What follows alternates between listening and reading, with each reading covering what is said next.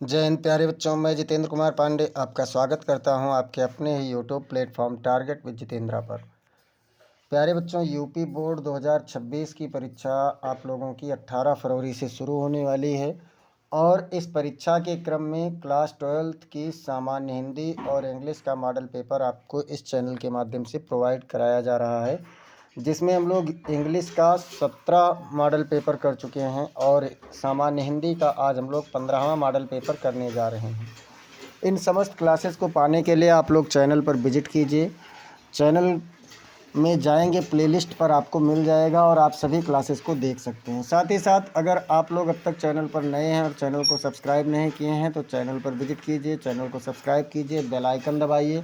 साथ ही साथ आप लोग क्लास को लाइक करके इसे अपने मित्रों के पास में शेयर कर दीजिए, क्योंकि इससे बाहर कुछ नहीं आएगा। एग्ज़ाम में यहीं से आने वाला है। इतना मॉडल पेपर, इतना इम्पोर्टेंट क्वेश्चन करवा दिया जाएगा कि कुछ भी बाहर से नहीं आएगा। तो चलिए चलते हैं, शुरुआत करते हैं पहले प्रश्न से और देखते हैं कि पहला प्रश्न क्या कहता है। क्या कह रहा है कि निम्नलिखित में से भारतेंदु युग पूर्व का लेखक नहीं है। मतलब भारतेंदु युग के पूर्व का कौन सा इसमें लेखक नहीं है? लक्ष्मण सिंह, या फिर शिव प्रसाद सितारे हिंद, या फिर इंसा अल्लाह खां, या फिर श्रीधर पाठक। तो बच्चों, इसमें लक्ष्मण सिंह भी पहले के हैं, शिव प्रसाद सितारे हिंद भी पहले के हैं और इंसा अल्लाह खां भी पहले के हैं, लेकिन इसमें जो श्रीधर पाठक जी हैं ये भारतेंदु युगीन हैं, भारतेंदु युग से पहले के नहीं, इसलिए आपका चौथा विकल्प बिल्कुल सही उत्तर हो जाएगा। प्रश्न संख्या खा कह रहा है कि हिंदी का पहला मौलिक उपन्यास कौन सा है? आनंद मठ, या फिर परीक्षा गुरु, या गबन, या फिर तितली। तो बच्चों, आनंद मठ है बंकिम चंद्र चटर्जी जी का, ये बंकिम चंद्र जी का है। और परीक्षा गुरु लाला श्री निवास दास जी का है, लाला श्री निवास दास। गबन है प्रेमचंद जी का, गबन प्रेमचंद जी का है।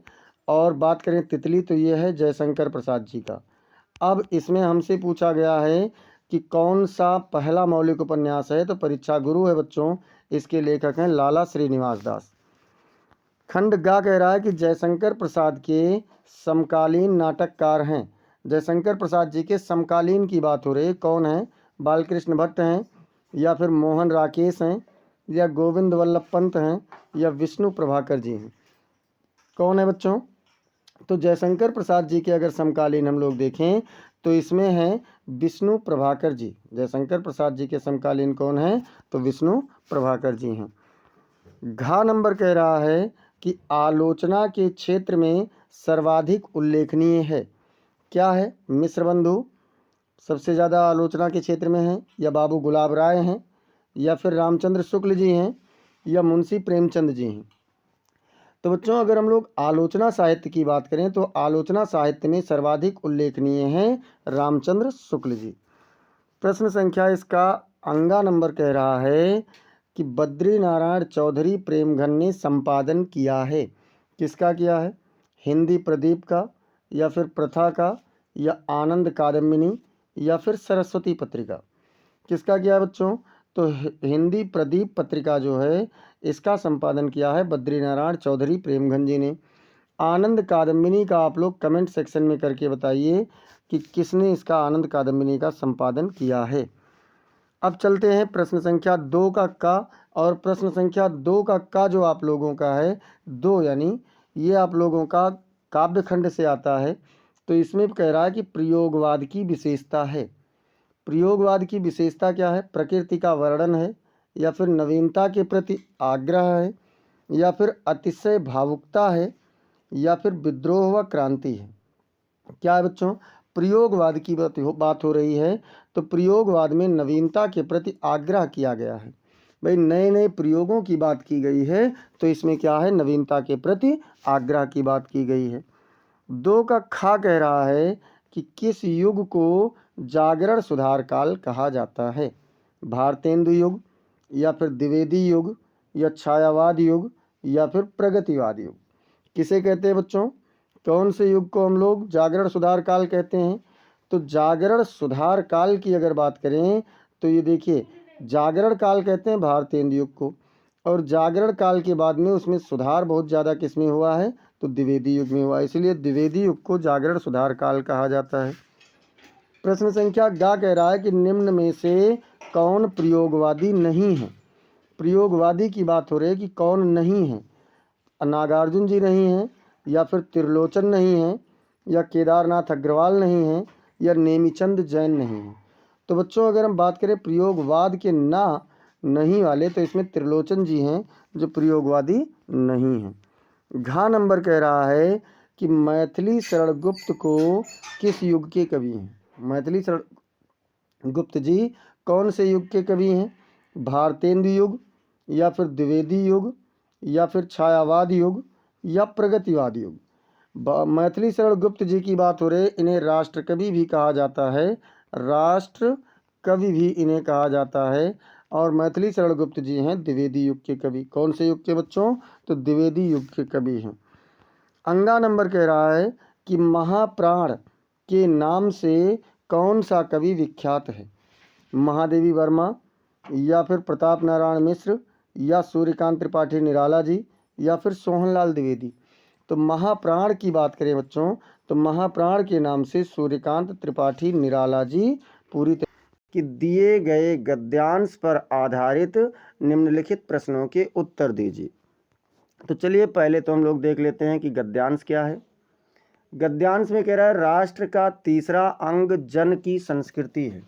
जो राष्ट्र है, देश है, इसका तीसरा अंग क्या है? तो उसकी लोगों की संस्कृति है। जैसे दूसरा अंग लोग हैं, तीसरा अंग क्या है? तो उसकी संस्कृति है, लोगों की। मनुष्यों ने युग युगों में जिस सभ्यता का निर्माण किया है वही उसके जीवन की श्वास प्रश्वास है। मतलब मनुष्य ने युगों युगों से जिस सभ्यता का निर्माण किया वही क्या है? उसकी श्वास और प्रश्वास में बसा हुआ है। बिना संस्कृति के जन की कल्पना कबंध मात्र है। कबंध मात्र मतलब केवल कल्पना ही है। संस्कृति ही जन का मस्तिष्क है। संस्कृति के विकास और अभ्युदय के द्वारा ही राष्ट्र की वृद्धि संभव है। राष्ट्र के समग्र रूप में भूमि और जन के साथ साथ जन की संस्कृति का महत्वपूर्ण स्थान है। यदि क्या कह रहे हैं कि यदि भूमि और जन अपनी संस्कृति से विरहित कर दिए जाएं तो राष्ट्र का लोप समझना चाहिए। जीवन के विटप का पुष्प संस्कृति है। मतलब इस जीवन रूपी वृक्ष जो है, इसका पुष्प क्या है, फूल क्या है? तो संस्कृति है। संस्कृति के सौंदर्य और सौरभ में ही राष्ट्रीय जन के जीवन का सौंदर्य और यश अंतर्निहित है। मतलब जो संस्कृति का सौंदर्य है और संस्कृति का वसंत है, इसी में लोगों के जीवन का सौंदर्य और मान सम्मान बसा हुआ है। ज्ञान और कर्म दोनों के पारस्परिक प्रकाश की संज्ञा संस्कृति है। भूमि पर बसने वाले जन ने ज्ञान के क्षेत्र में जो सोचा है और कर्म के क्षेत्र में जो रचा है, दोनों के रूप में हमें राष्ट्रीय संस्कृति के दर्शन मिलते हैं। जीवन के विकास की युक्ति ही संस्कृति के रूप में प्रकट होती है।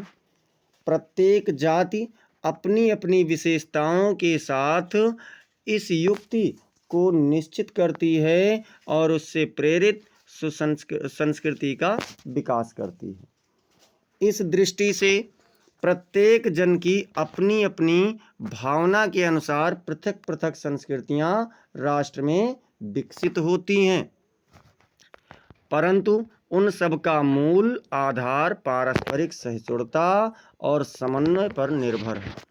अब हमसे कह रहे हैं कि उपर्युक्त गद्यांश के लेखक एवं शीर्षक का नाम लिखिए। प्रश्न क्या है बच्चों? तो इसमें कह रहे हैं प्रस्तुत गद्यांश के लेखक वासुदेव शरण अग्रवाल जी हैं एवं इसका शीर्षक राष्ट्र का स्वरूप है। शीर्षक क्या है? तो राष्ट्र का स्वरूप है। अच्छा, राष्ट्र का तीसरा अंग क्या है? अगला प्रश्न हमसे क्या पूछा गया कि राष्ट्र का तीसरा अंग क्या है? तो राष्ट्र का तीसरा अंग जन की संस्कृति है। ये आपको पैसेज में शुरुआत में ही बताया गया। अगला कह रहे हैं कि राष्ट्र की वृद्धि कैसे संभव है? तो भैया संस्कृति के विकास और अभ्युदय के द्वारा ही राष्ट्र की वृद्धि संभव है। मतलब अगर राष्ट्र में संस्कृति का विकास नहीं होगा तो उस राष्ट्र का विकास संभव नहीं है। अगला कह रहे हैं कि ज्ञान और कर्म के संयुक्त प्रकाश को क्या कहा गया है? तो ज्ञान और कर्म के संयुक्त प्रकाश को संस्कृति कहा गया है। अगला प्रश्न है रेखांकित अंश की व्याख्या। तो उससे पहले आप लोगों को रेखांकित अंश जरूर देख लेना चाहिए। और रेखांकित अंश क्या है कि यदि भूमि और जन अपनी संस्कृति से विरहित कर दिए जाएं, अर्थात अलग कर दिए जाएं, तो राष्ट्र का लोप समझना चाहिए। चलिए अब इसका हम लोग व्याख्या देखते हैं कि क्या है। तो व्याख्या में देखिए, राष्ट्र के संपूर्ण स्वरूप में संस्कृति का भी उतना ही महत्वपूर्ण स्थान है जितना कि भूमि और जन का होता है। तो राष्ट्र के अगर संपूर्ण स्वरूप में देखें तो उसका भी उतना ही महत्वपूर्ण स्थान है जितना भूमि और जन का होता है। अर्थात भूमि और जन के पश्चात राष्ट्र का सबसे महत्वपूर्ण तत्व उसकी संस्कृति है। किसी राष्ट्र के अस्तित्व में संस्कृति के महत्व को इस बात से समझा जा सकता है कि यदि किसी राष्ट्र की भूमि और जन को संस्कृति से अलग कर दिया जाए तो समृद्धिशाली राष्ट्र को भी मिटते हुए देर न लगेगी। संस्कृति और मनुष्य एक दूसरे के पूरक होने के साथ साथ एक दूसरे के लिए अनिवार्य भी हैं। भैया एक दूसरे के लिए पूरक तो हैं ही और साथ ही साथ एक दूसरे के लिए अनिवार्य भी हैं। एक के न रहने पर दूसरे का अस्तित्व ही समाप्त हो जाता है। इसीलिए तो कहा जाता है कि जीवन रूपी वृक्ष का पुष्प ही संस्कृति है। संस्कृति क्या है? तो जीवन रूपी वृक्ष जो उसका पुष्प ही संस्कृति है। अर्थात किसी समाज में ज्ञान और उस ज्ञान के आलोक में किए गए कर्तव्यों के सम्मिश्रण से जो जीवन शैली उभरती है या सभ्यता विकसित होती है वही संस्कृति है। अब देखते हैं अथवा में। अथवा में कह रहा है कि यदि यह मतलब चाहे ऊपर वाले पैसेज को करें चाहे इसे करें, एक ही करना है, दोनों नहीं पेपर में। यदि यह नवीनीकरण सिर्फ कुछ पंडितों की व आचार्यों की दिमागी कसरत ही बनी रहे तो भाषा गतिशील नहीं होती। भाषा का सीधा संबंध प्रयोग से है और जनता से है। यदि नए शब्द अपने उद्गम स्थान में ही अड़े रहें और कहीं भी उनका प्रयोग नहीं किया जाए तो उसके पीछे के उद्देश्य पर ही कुठाराघात होगा। चलिए अब देखते हैं कि क्या कह रहा है इसके बाद में। तो इसके बाद में क्या है बच्चों, प्रश्न पूछ रहा है कि भाषा का सीधा संबंध किससे है? तो भैया भाषा का सीधा संबंध प्रयोग से है और जनता से है। प्रयोग से और जनता से है। अगला कह रहे हैं कि नए शब्दों के प्रयोग न किए जाने पर क्या परिणाम होगा। मतलब अगर नए शब्दों का प्रयोग नहीं किया जा रहा है तो क्या होगा? तो यदि नए शब्द अपने उद्गम स्थान में ही अड़े रहें और कहीं भी उनका प्रयोग किया नहीं जाए तो उसके पीछे के उद्देश्य पर ही क्या होगा? कुठाराघात होगा। अगला प्रश्न पूछ रहा है कि कुठाराघात का आशय स्पष्ट कीजिए। तो क्या होता है? घातक परिणाम या घातक चोट। अब कह रहे हैं रेखांकित अंश की व्याख्या। और रेखांकित अंश की व्याख्या करने से पहले इसे देख लीजिए कि भाषा का सीधा संबंध प्रयोग से है और जनता से है। अब हम लोग इसका रेखांकित अंश का व्याख्या कर देते हैं। तो व्याख्या क्या कह रहा है बच्चों? व्याख्या कह रहा है कि लेखक का कहना है कि भाषा गतिशील होती है, वह अभिव्यक्ति का एक माध्यम है जिससे लोगों के बीच संवाद स्थापित होता है। उसका सीधा संबंध लोगों में प्रयोग करने से है और जनता के बीच बातचीत करने से है। पाठ का शीर्षक और लेखक का नाम क्या कह रहा है? पाठ का शीर्षक और लेखक का नाम लिखिए। तो प्रस्तुत गद्यांश का शीर्षक भाषा और आधुनिकता है तथा इसके लेखक प्रोफेसर जी सुंदर रेड्डी हैं। क्योंकि 3 तक का हो चुका है और एक बार आप सभी लोग इस क्लास को शेयर कर दीजिए सबके पास, अपने मित्रों के पास जोरदार तरीके से शेयर कर दीजिए और लाइक भी आप लोग करते रहिए। क्या कह रहा है कि दिए गए गद्यांश पर आधारित निम्नलिखित प्रश्नों के उत्तर दीजिए। सॉरी गद्यांश नहीं है, पद्यांश है, पद्यांश होना चाहिए। पद्यांश की पर आधारित निम्नलिखित प्रश्नों का उत्तर दीजिए। जिसमें कोई प्यारा कुसुम कुमला गेह में जो पड़ा हो, तो प्यारे के चरण पर ला डाल देना उसी को। यों देना ए पवन बतला फूल सी एक बाला, म्लान हो कमल पग को चूमना चाहती है। क्या कहा? राधिका जी कह रही हैं कि जब तुम वहाँ पर पहुँच जाना, पवन से कहती हैं कि जब तुम प्रभु जी के, मेरे प्रीतम के घर पर पहुँच जाना, तो वहाँ पर देखना कि अगर कोई प्यारा सा कुसुम, कुसुम मतलब फूल, कुमला अर्थात कुमलाया हुआ, मुरझाया हुआ उनके घर में पड़ा है। अगर उनके घर में कोई भी प्यारा सा फूल मुरझाया हुआ पड़ा है, तो उसे ला करके मेरे प्रीतम श्री कृष्ण के चरणों पर उस फूल को गिरा देना, पहुँचा देना। और इस प्रकार से हे पवन, तुम उन्हें बताना कि एक फूल के समान बाला, बाला मतलब बालिका, स्त्री, एक फूल के समान सुंदर स्त्री, कोमल स्त्री, म्लान अर्थात मुरझाई हुई या दुखी हुई हो करके आपके कमल चरण को चूमना चाहती है। मतलब दुखी है जो आपके कमल चरणों को या कमल रूपी चरणों को चूमना चाहती है। अब इसमें से क्या कह रहा है बच्चों? तो इसमें से कह रहा है कि उपर्युक्त गद्यांश का संदर्भ लिखिए। क्या है भैया उपर्युक्त पद्यांश का संदर्भ? तो आपको पता है पवन दूतिका वाले पाठ से लिया गया है।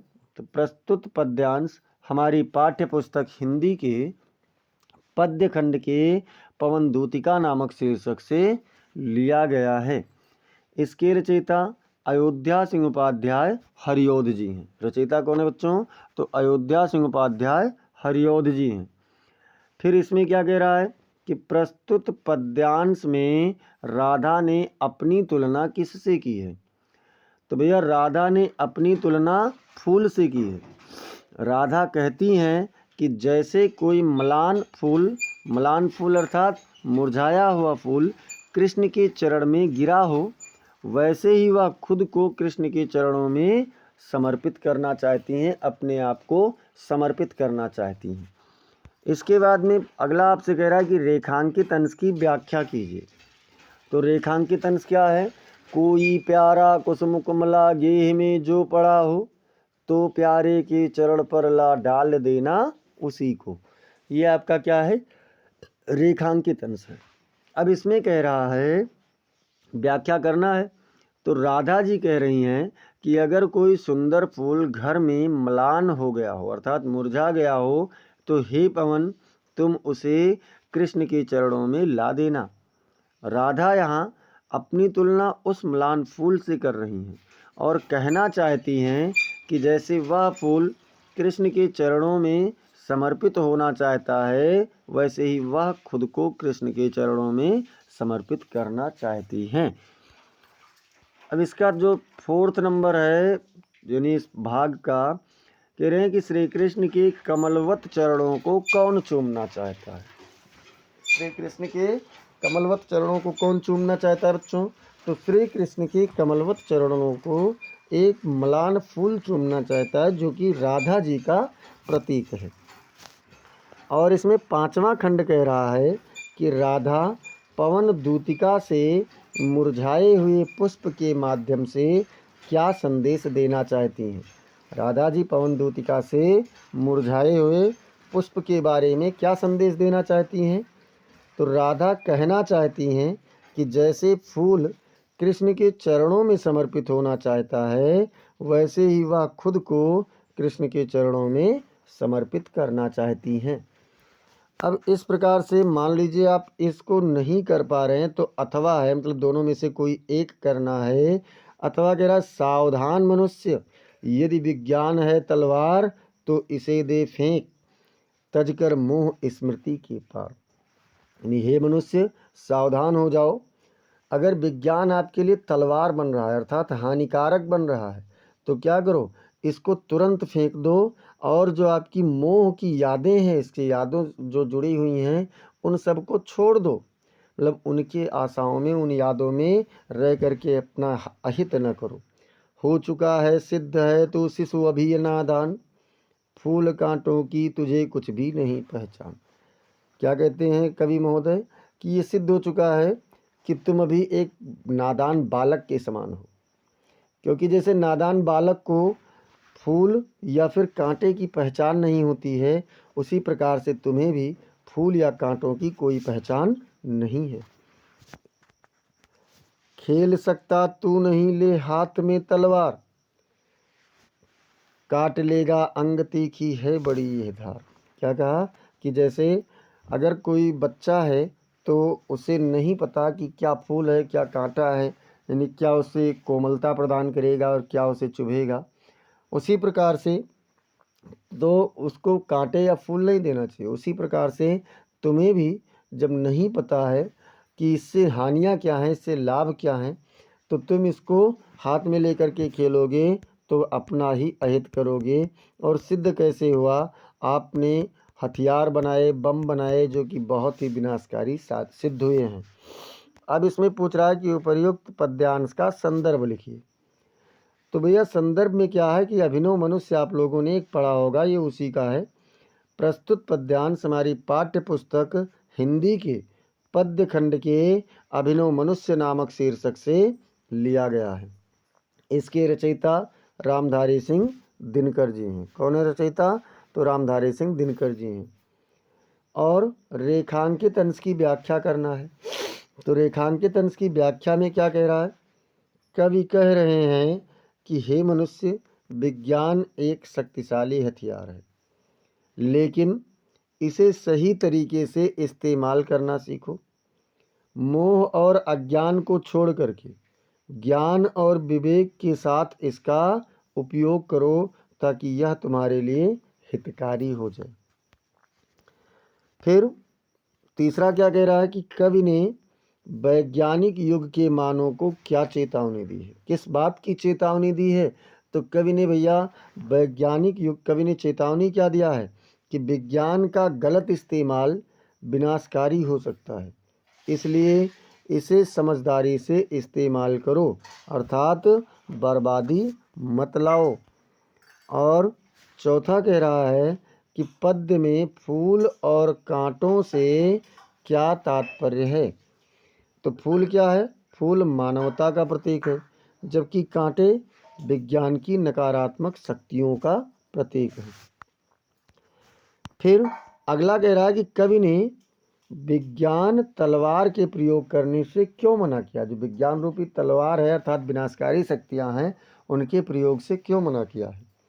तो कवि ने मना किया है क्योंकि विज्ञान का गलत इस्तेमाल स्वयं का और दूसरों का नुकसान कर सकता है। जैसे तलवार अपने ही अंग काट सकती है, उसी प्रकार से और भी चीज़ें अपने ही अंग काट सकती हैं। अब पांचवें का क्या कह रहा है? पांचवें का क्या कह रहा है कि निम्नलिखित में से किसी एक लेखक का साहित्यिक परिचय देते हुए उनकी प्रमुख कृतियों का उल्लेख कीजिए। मतलब किसी भी एक कृति का क्या कीजिए, मतलब किसी भी एक लेखक का करना है, जिसमें अधिकतम शब्द सीमा 80 शब्द होना चाहिए। और कौन है? तो हजारी प्रसाद द्विवेदी जी हैं, कन्हैयालाल मिश्र प्रभाकर जी हैं और हरिशंकर परसाई जी हैं। तो चलिए हम लोग देखते हैं हजारी प्रसाद द्विवेदी जी को। उत्तर है हजारी प्रसाद द्विवेदी जी को देखना है। तो हजारी प्रसाद द्विवेदी एक महान हिंदी साहित्यकार, निबंधकार, आलोचक और उपन्यासकार थे। उनका जन्म 19 अगस्त 1907 को उत्तर प्रदेश के बलिया जिले के दूबे का छपरा नामक गांव में हुआ था। उनके पिता पंडित अनमोल द्विवेदी संस्कृत के प्रकांड विद्वान थे। द्विवेदी पिता का नाम क्या था? तो अनमोल द्विवेदी। अब कह रहे हैं कि द्विवेदी जी की शिक्षा गांव के स्कूल में हुई और उन्होंने 1920 में बसरिकापुर के मिडिल स्कूल से प्रथम श्रेणी में मिडिल की परीक्षा भी उत्तीर्ण की। उन्होंने हिंदी, संस्कृत, अंग्रेजी और बांग्ला भाषाओं में महारत हासिल किया। फिर क्या कह रहा है? अब इसके बाद में अब हम लोग इनकी रचनाओं को देख लेते हैं, क्योंकि हम लोगों से रचनाएं भी पूछी गई हैं। तो रचनाओं में देखिए द्विवेदी जी की प्रमुख रचनाएं हैं जो कि पूछी जाती हैं, बार बार पूछी जाती है। जैसे बाणभट्ट की आत्मकथा, ये कई बार पूछा गया उपन्यास में। चारु चंद्रलेखा भी पूछा गया है, पुनर्नवा भी पूछा गया है और अनामदास का पोथा भी पूछा गया है। देखिए कुछ लेखक ऐसे हैं कि जिनकी सभी रचनाएं बहुत ही महत्वपूर्ण हैं और लगभग ये बोर्ड परीक्षाओं में पूछी भी जाती हैं। निबंध संग्रह में देखें तो अशोक के फूल, ये तो आप पढ़े ही हैं। कल्पलता पूछा गया है, कुटज भी कई बार पूछा गया है, आलोक पर्व भी पूछा गया है। और आलोचनात्मक साहित्य में देखें तो सूर साहित्य है, हिंदी साहित्य की भूमिका है और कबीर हैं।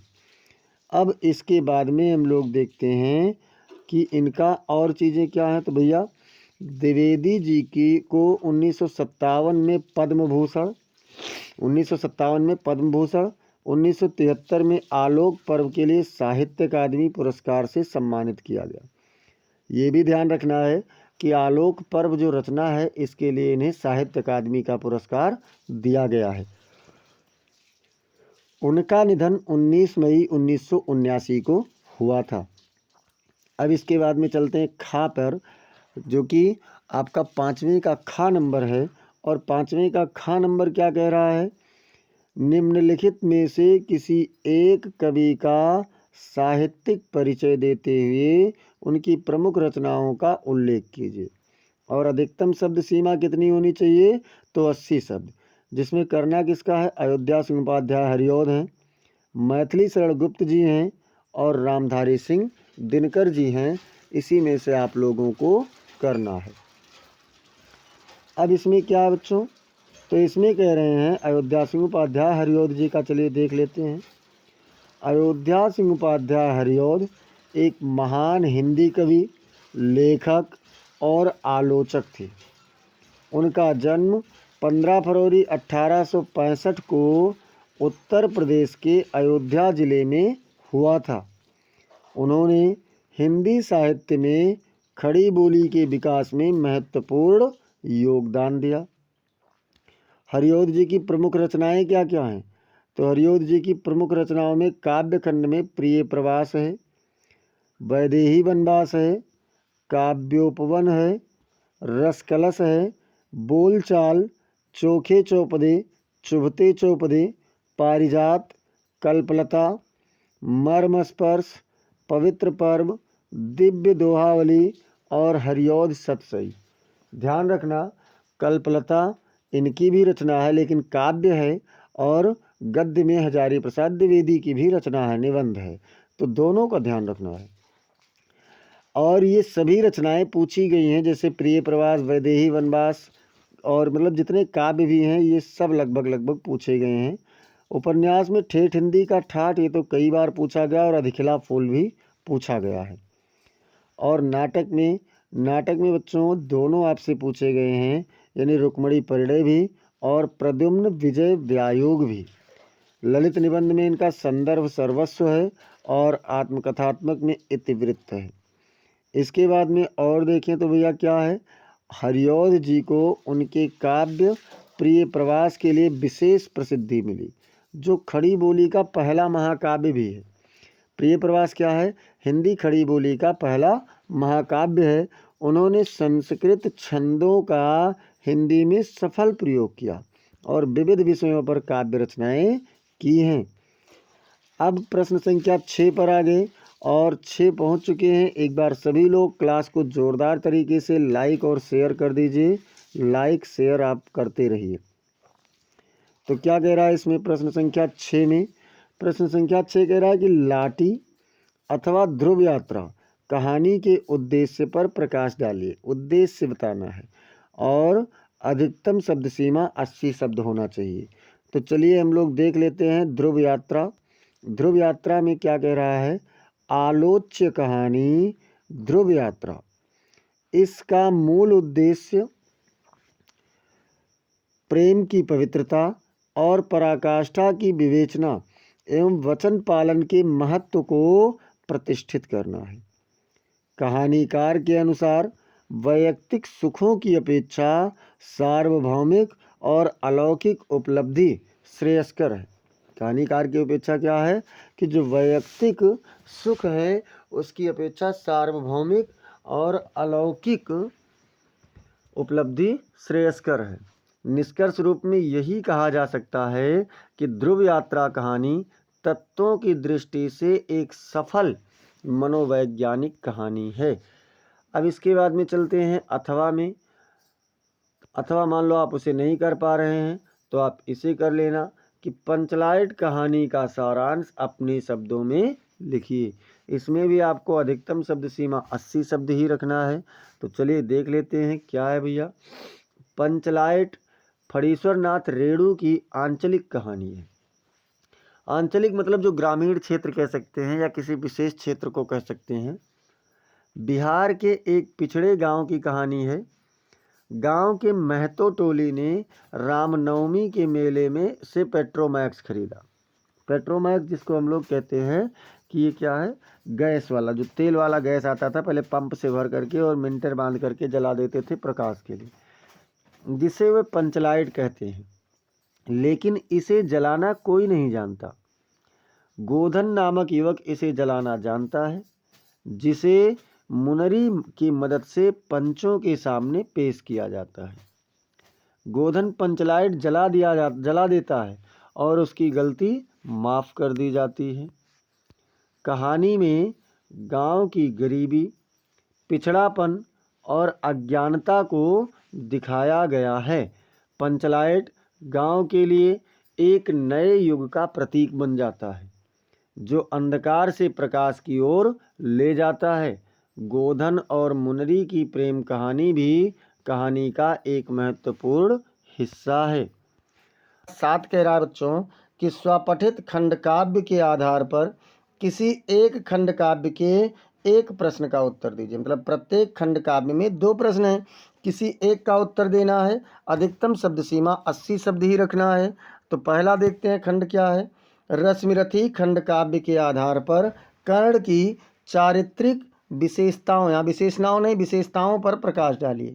अथवा रश्मिरथी खंडकाव्य के द्वितीय सर्ग का कथानक लिखना है।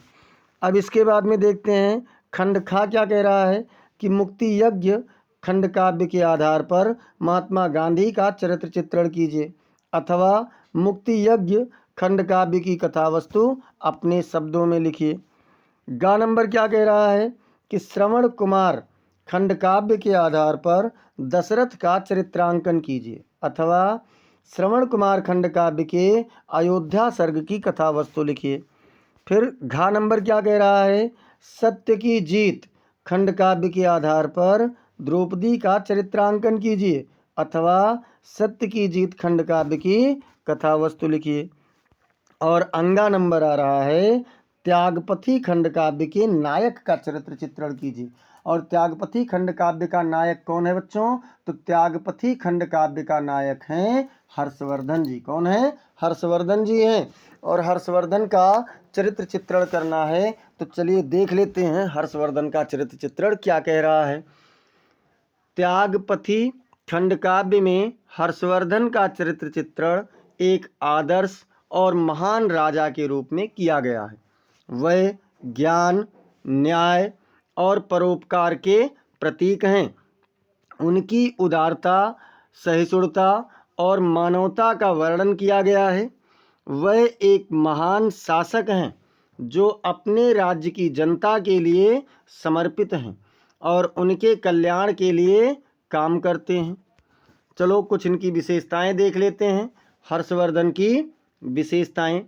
उदारता, उदारता में क्या है, वह अत्यधिक उदार हैं और अपने राज्य की जनता के लिए सब कुछ देने को तैयार हैं। सहिष्णुता में वह अत्यधिक सहिष्णु हैं और दूसरों की भावनाओं का सम्मान करते हैं। फिर इसके बाद में तीसरा क्या है, अगली हेडिंग है न्यायप्रियता।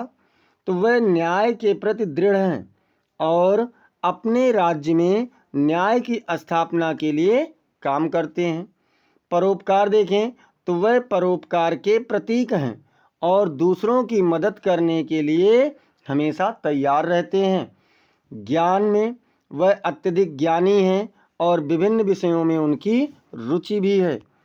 अब देखिए क्या कह रहा है कि हर्षवर्धन का चरित्र हमें एक आदर्श राजा के गुणों को समझाता है और हमें उनके पदचिन्हों पर चलने के लिए प्रेरित भी करता है। उसे नहीं कर पाए तो क्या करना है, त्यागपति खंड काव्य का कथासार लिखना है, यानी कथानक लिखना है। तो इसको करवाए हैं, अगले पेपर में फिर अगर ये क्वेश्चन आता है तो करवा देंगे। 4 नंबर में कह रहा है बच्चों, आलोक वृत्त खंड काव्य के नायक की चारित्रिक विशेषताओं पर प्रकाश डालिए।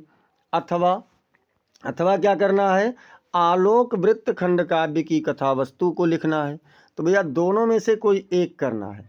अब यहाँ से शुरू होता है खंड खा, और खंड खा में बता दें ये आपका 8वां प्रश्न है बच्चों। कौन सा प्रश्न है, 8वां प्रश्न है। खंड का कंप्लीट हुआ, यानी 50% क्वेश्चन पेपर हम लोगों ने सॉल्व किया। तो एक बार सभी लोग जोरदार तरीके से शेयर कर दीजिए, और अगर अब तक लाइक नहीं किए हैं तो लाइक कर लीजिए, साथ ही साथ सब्सक्राइब भी करते रहिए।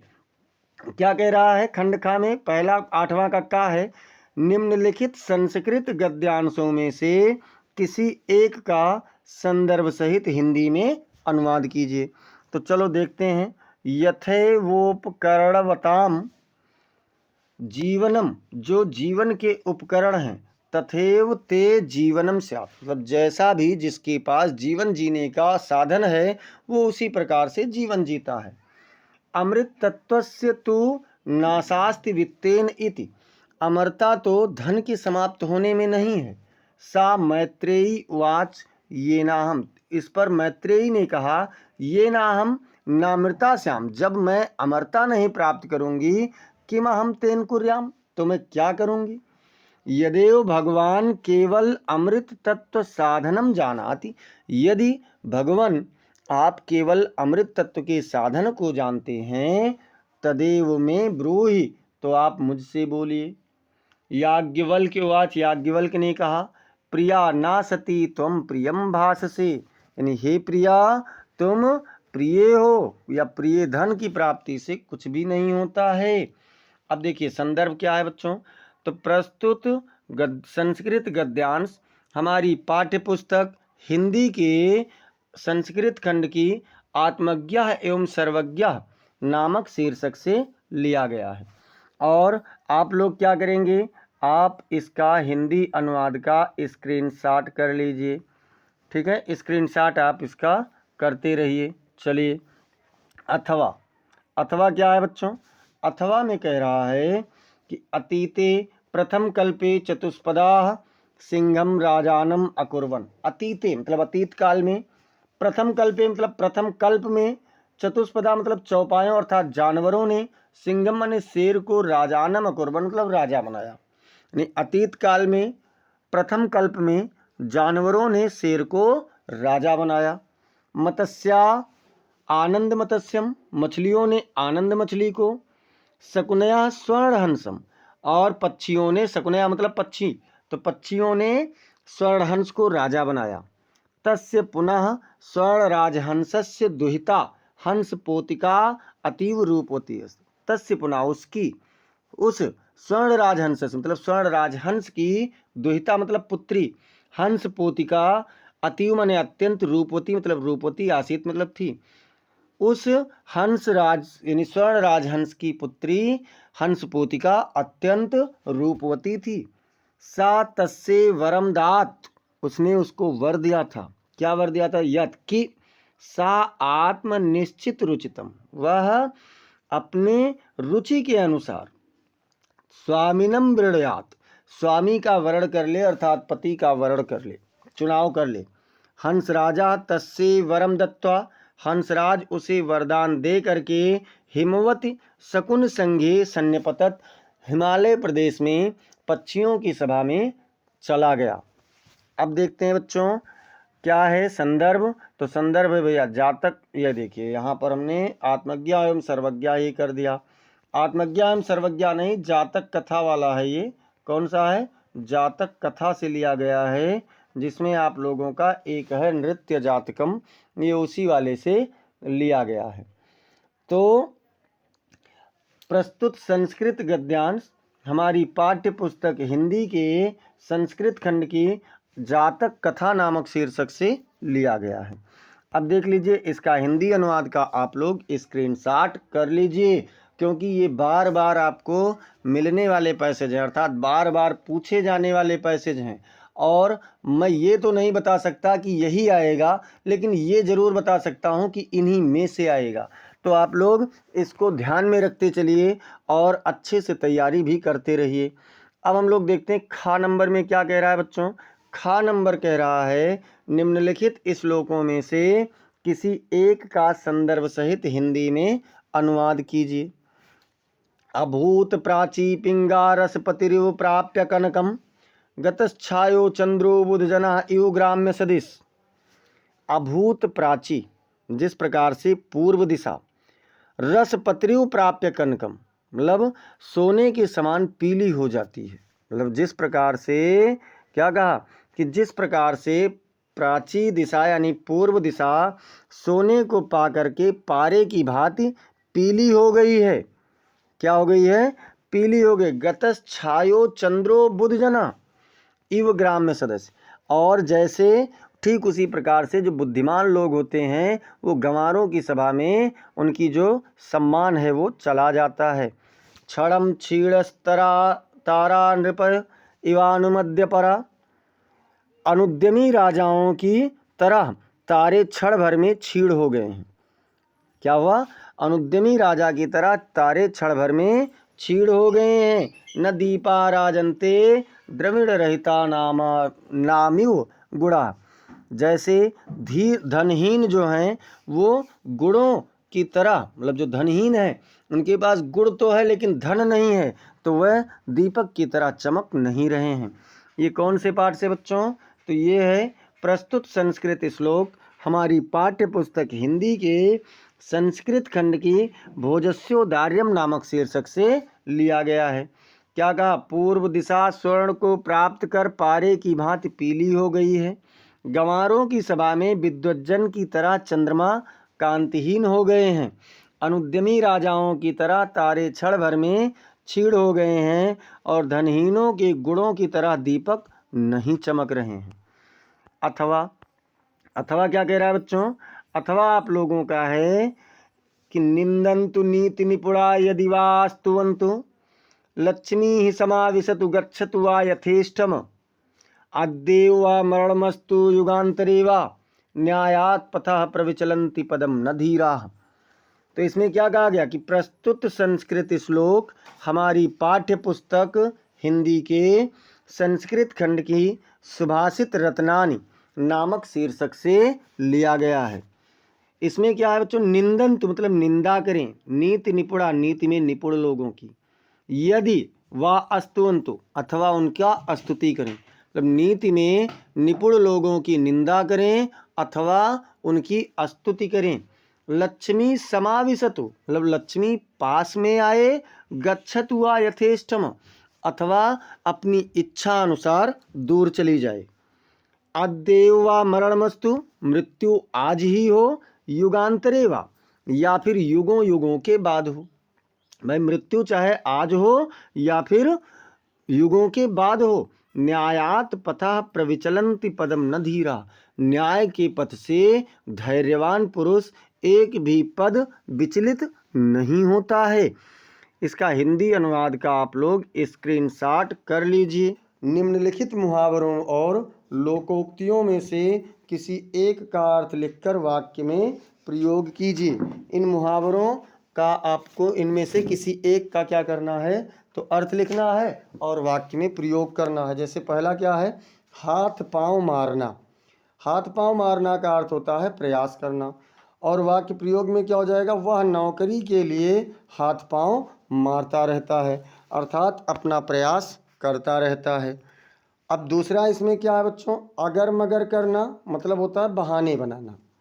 यानी जब भी सोहन को कोई काम कहा जाता है तो वह अगर मगर करने लगता है, यानी कि वह बहाने बनाने लगता है।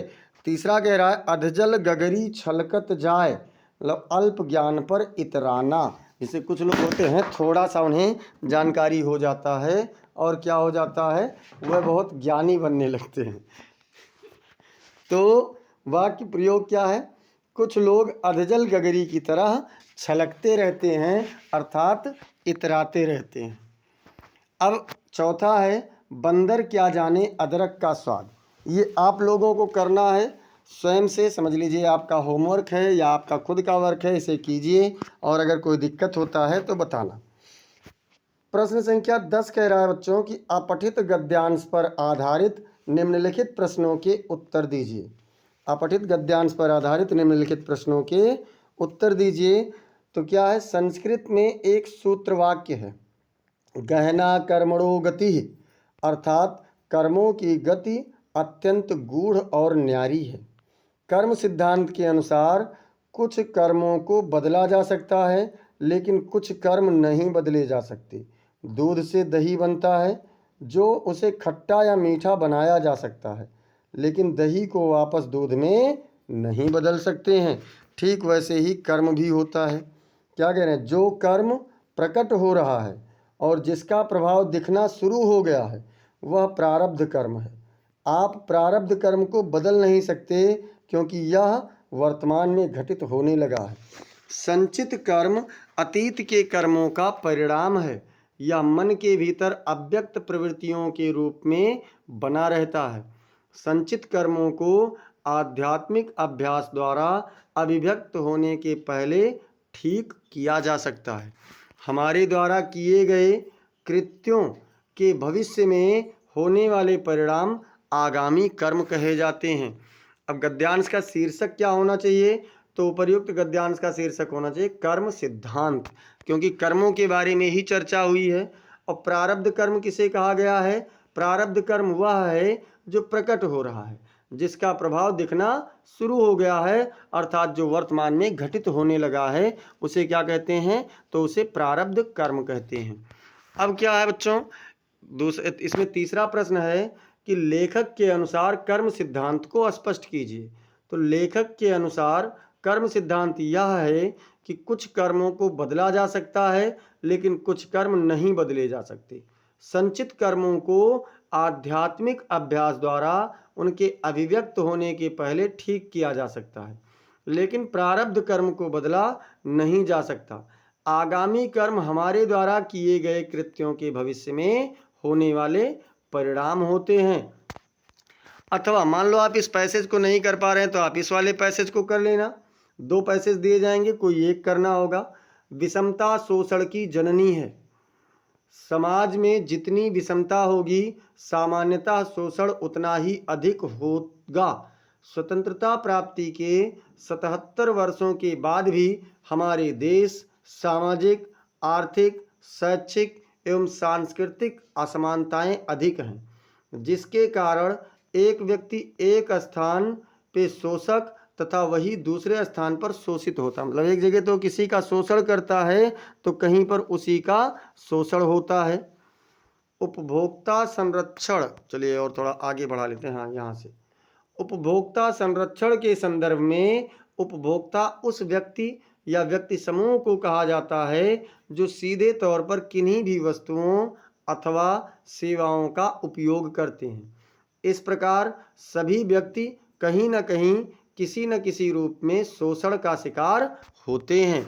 अब देखिए उपर्युक्त गद्यांश का समुचित शीर्षक क्या है, तो समुचित शीर्षक होना चाहिए विषमता और शोषण। क्या होना चाहिए, विषमता और शोषण। उपभोक्ता किसे कहा जाता है, तो उपभोक्ता उस व्यक्ति या व्यक्ति समूह को कहा जाता है जो सीधे तौर पर किन्हीं भी वस्तुओं अथवा सेवाओं का उपयोग करते हैं।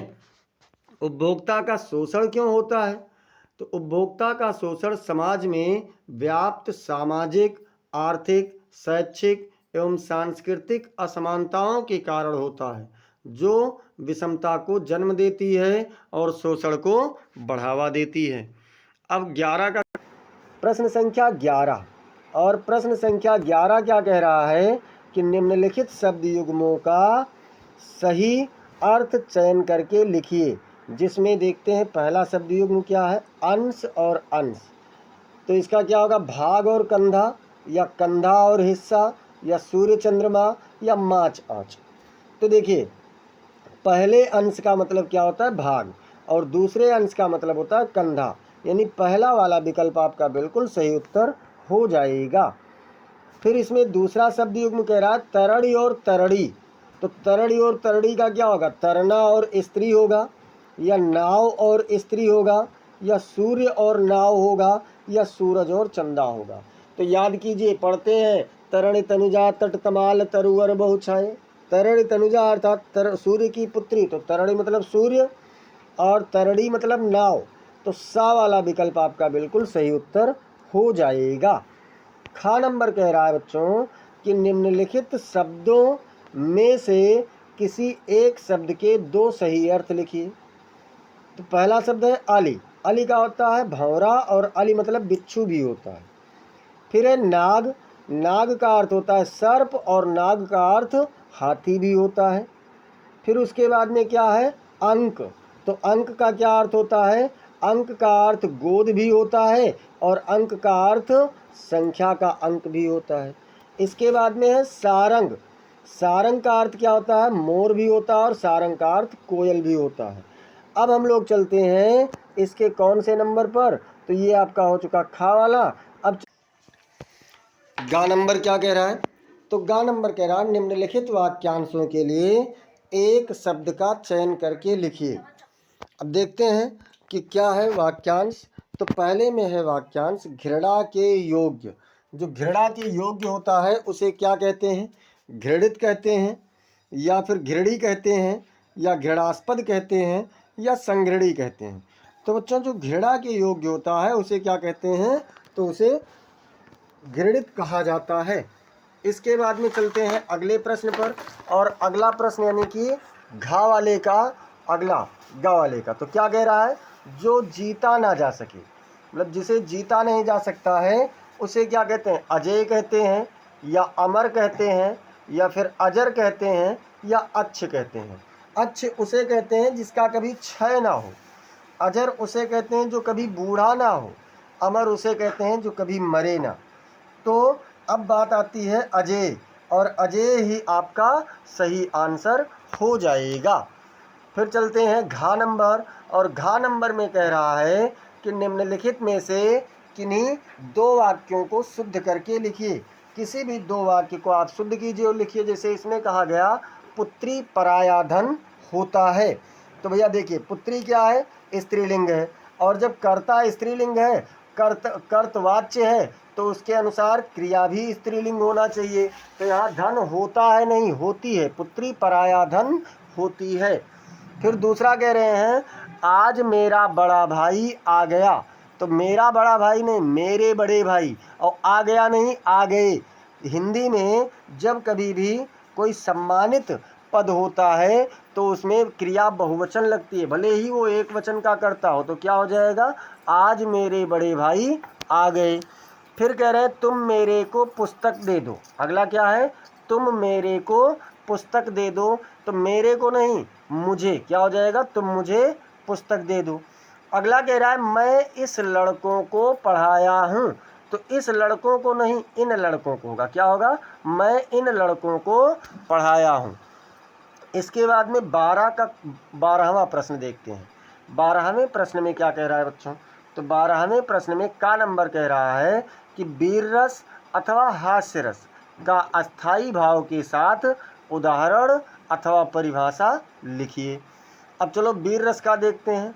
उत्साह नामक अस्थाई भाव विभाव, अनुभाव और संचारी भाव से संयुक्त करके यानी संयोग करके वीर रस की दशा को प्राप्त होता है। जैसे बुंदेले हर बोलो के मुख हमने सुनी कहानी थी, खूब लड़ी मर्दानी वह तो झांसी वाली रानी थी।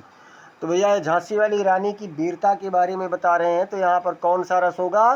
तो ये आपका हो जाएगा वीर रस। अब देखते हैं खा नंबर।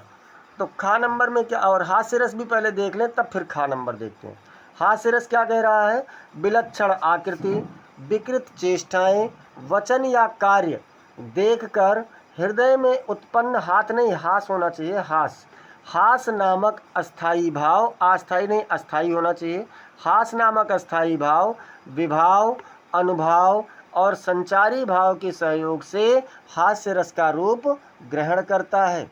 जैसे नाना वाहन नाना वेशा, विहसे शिव समाज निज देखा, को मुखहीन विपुल मुख काहू, को बिनु पद कर बहुपद बाहु।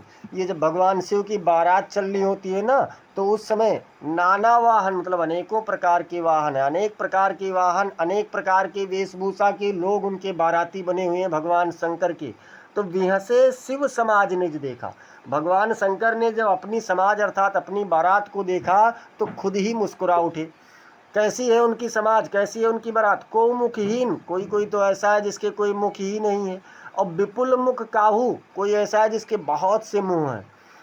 को बिनुपद कर, कोई ऐसा है जिसके हाथ पैर ही नहीं है। और बहुपद बाहु, तो कोई ऐसा भी है जिसके बहुत से हाथ और पैर हैं। अब देखते हैं खा नंबर। खा नंबर क्या कह रहा है? खा नंबर में कह रहा है कि श्लेष अथवा उत्प्रेक्षा अलंकार का लक्षण अथवा उदाहरण लिखिए। जहाँ काव्य में, देखिए यहाँ पर क्या है, श्लेष का बता रहे हैं, जहाँ काव्य में कोई शब्द एक ही बार प्रयोग हो और के बाद अधूरा रह गया और उसका अर्थ एक से अधिक हो, तो वहाँ पर क्या होता है बच्चों? श्लेष अलंकार हो जाता है। जैसे चरण धरत चिंता करत चितवत चारिहु ओर, सुबरन को खोजत फिरत कवि व्यभिचारी चोर। देखिए एक शब्द यहाँ पर है सुबरन, जब कवि के रूप में जाएगा तो सुंदर शब्द हो जाएगा। व्यभिचारी अर्थात जो विलासी पुरुष होता है उसके अर्थ में जाएगा तो सुंदर स्त्री हो जाएगा। और चोर के अर्थ में जाएगा तो धन यानी सोना हो जाएगा। तो जब ये तीनों चलते हैं, जैसे कोई कवि चल रहा है तो जैसे कदम बढ़ा रहा है तो चिंतित है, विचारमग्न है और चारों ओर देखते हुए चल रहा है, सुंदर शब्दों को खोज कर रहा है। कोई व्यभिचारी चल रहा है तो वो भी चल रहा है, चिंतित है, कदम बढ़ा रहा है, चिंतित है और सुंदर स्त्री को खोजते हुए चल रहा है। चोर चल रहा है तो वो धन की तलाश करते हुए विचरण कर रहा है।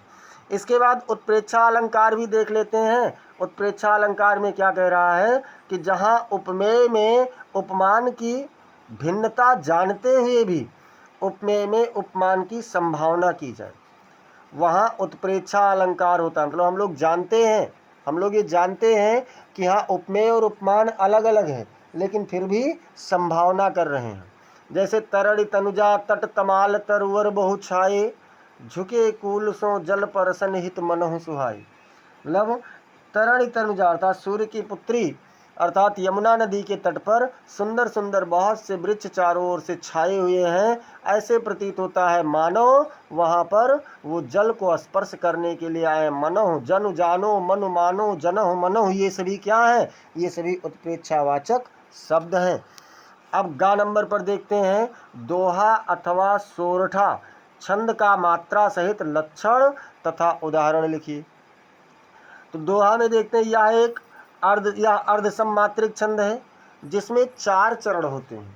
इसके पहले और तीसरे चरण में 13-13 मात्राएं होती हैं।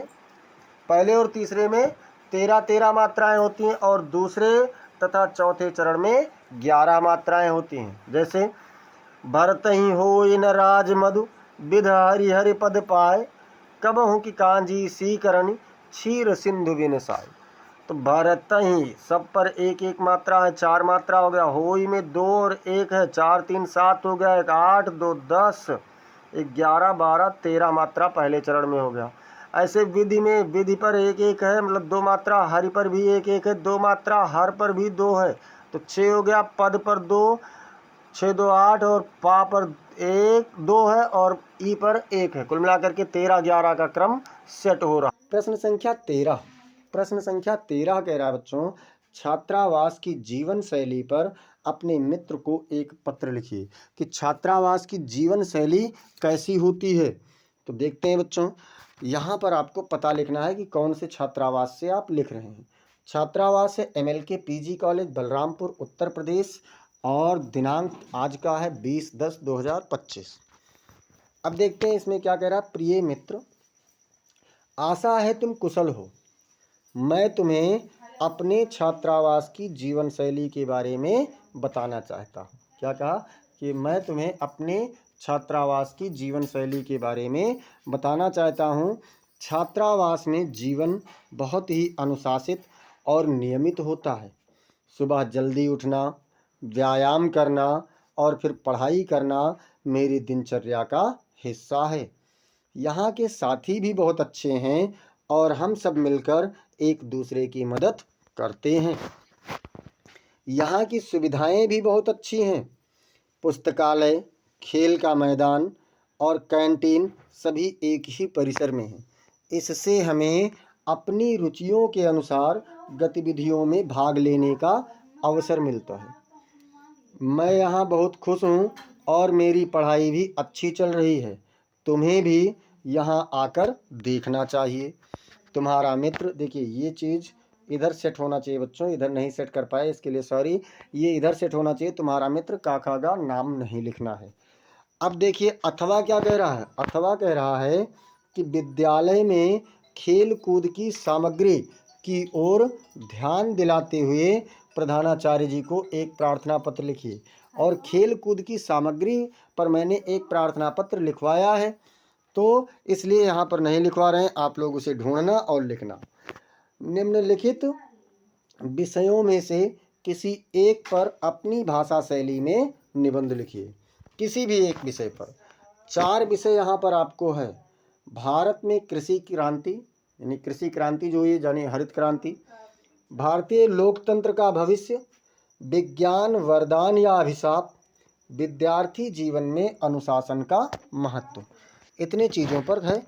अब देखिए हम इसमें घ नंबर वाला लिख रहे हैं, विद्यार्थी जीवन में अनुशासन का महत्व। अंतिम प्रश्न है। एक बार सभी लोग क्लास को जोरदार तरीके से लाइक कर दीजिए, इसे आप शेयर कर दीजिए अपने मित्रों के पास में, और अपना दिवाली का आनंद भी लेते रहिए। विद्यार्थी जीवन में अनुशासन का बहुत महत्व है। अनुशासन के बिना विद्यार्थी अपने लक्ष्य को प्राप्त नहीं कर सकते और उनका भविष्य अंधकारमय हो सकता है अगर अनुशासित नहीं है तो। अनुशासन विद्यार्थी को समय प्रबंधन, आत्मनियंत्रण और जिम्मेदारी की भावना सिखाता है। यह उन्हें अपने अध्ययन में नियमित और अनुशासित रहने में मदद करता है, जिससे उनकी पढ़ाई अच्छी होती है और वह अपने लक्ष्यों को प्राप्त कर सकते हैं। अनुशासन विद्यार्थी को नैतिक मूल्यों और सामाजिक जिम्मेदारियां के बारे में भी सिखाता है। यह उन्हें दूसरों के साथ सम्मान और सहयोग के साथ व्यवहार करने में मदद करता है, जिससे वह एक अच्छे नागरिक बन सकते हैं। अनुशासन के कुछ तरीके क्या हैं? विद्यार्थी जीवन में अनुशासन के कुछ तरीके हैं। समय पर उठना और सोना, नियमित अध्ययन करना, खेल और अन्य गतिविधियों में भाग लेना, दूसरों के साथ सम्मान और सहयोग के साथ व्यवहार करना, अपने लक्ष्यों को निर्धारित करना और उन्हें प्राप्त करने के लिए काम करना। अनुशासन विद्यार्थी को एक सफल और संतुष्ट जीवन जीने में मदद करता है। यह उन्हें अपने लक्ष्यों को प्राप्त करने, एक अच्छा नागरिक बनने और समाज में योगदान करने में मदद करता है। इस प्रकार से बच्चों आज हम लोगों का ये 6वां मॉडल पेपर भी कंप्लीट हुआ। और 6वां मॉडल पेपर ये 2024 का जो अंशाल पेपर है ये उसी वाले में से था। और 2024 का अंशाल पेपर का ये आप लोगों का एक सेट है और उस सेट का कोड है 302 DI। ये आज 302 DI कंप्लीट हुआ है। कौन सा?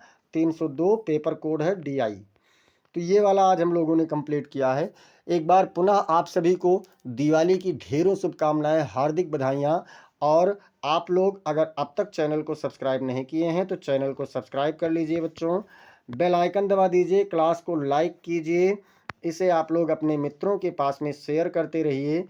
और कमेंट सेक्शन में मुझे ज़रूर बताइए कि आप लोगों को क्लास कैसी लगी। अगर कोई सुझाव की आवश्यकता है तो उसे भी आप लोग कमेंट सेक्शन में बताते रहिए।